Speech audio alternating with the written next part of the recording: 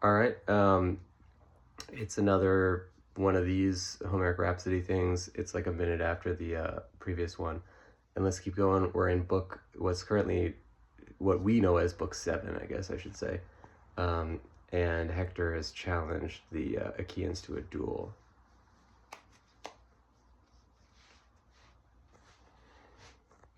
Thus, at the word of Hector, son of Priam, all the Achaeans stood silent. Every one of those captains and commanders looked askance, not daring to look each other in the eye or look at the man who had challenged them, for all thought of the pain and misery that would be caused by such a duel to himself, and were each of them tired out from the fighting of the day, all the exhaustion now having caught up with them, that they were able to stop for a moment and reflect. Hector silently gloated among himself and gloried in his splendor, knowing that all these men, all these great champions, even the son of Tydeus, who had so caused them strife all throughout this day, were aghast at the prospect of fighting him. And the Achaeans all could not bring themselves to speak. Suddenly, out from the crowd came tawny-haired Menelaus, that husband of Helen, for whom all this strife had been done.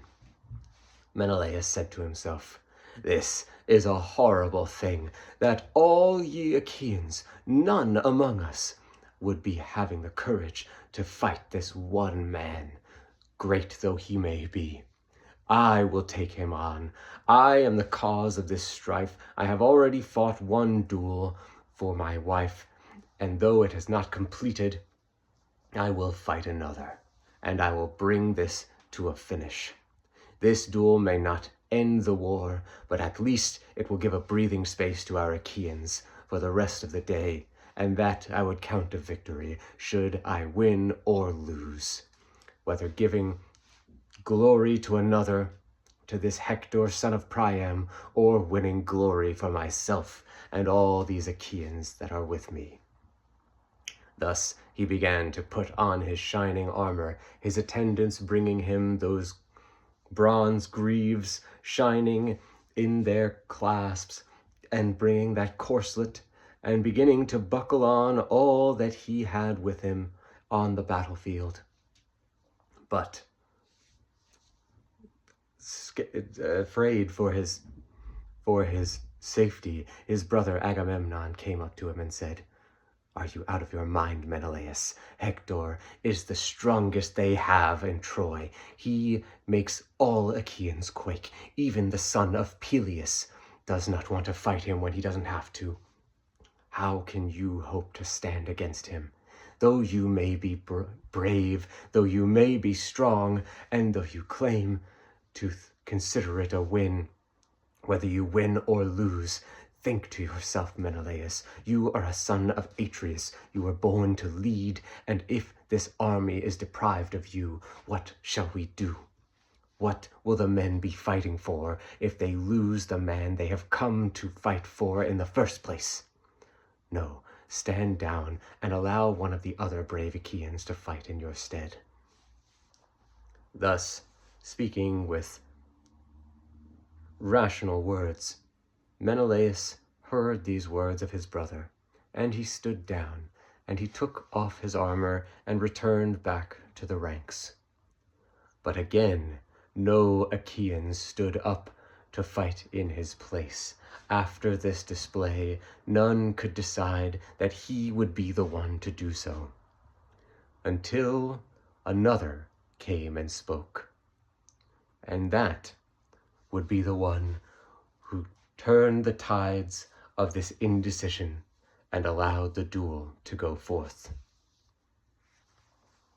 All right, a short little moment there, but I felt like that one was pretty good. I added an extra little thing, as far as I recall, that Menelaus knew he's potentially not going to win the fight. and he basically is saying, like, whether I should be the winner or the loser, I would consider it a positive thing that I, like, allowed the Achaeans to not have to fight for the rest of the day. And then added another thing afterwards where Agamemnon kind of, like, talks him down. He always talks him down, but what I thought was an interesting little thing was that he uses the logic of that if you're lost, and everybody came to fight for, for you, then how are we going to get them to keep fighting going forward?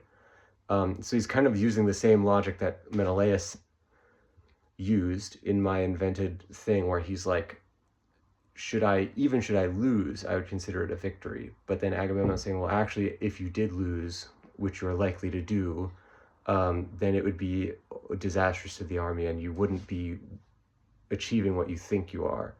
And that seems to me like actually pretty good logic within the story, and a good reason why Menelaus would actually stand down. Because in the regular story, Agamemnon is constantly scared for Menelaus, and he's always trying to stop him from getting into dangerous situations, which is like a, kind of a touching thing. But he always kind of just like is almost like bullying him, or not bullying him, but like acknowledging that he is weak, that Menelaus is weak rather. And it seems like a weird thing to do in front of all the men, like that it would not really be a big morale booster. And so I kind of came up with this extra little motivational thing to get him to stop fighting, which I thought was pretty good. A short one, but we'll keep going with it and see how it goes.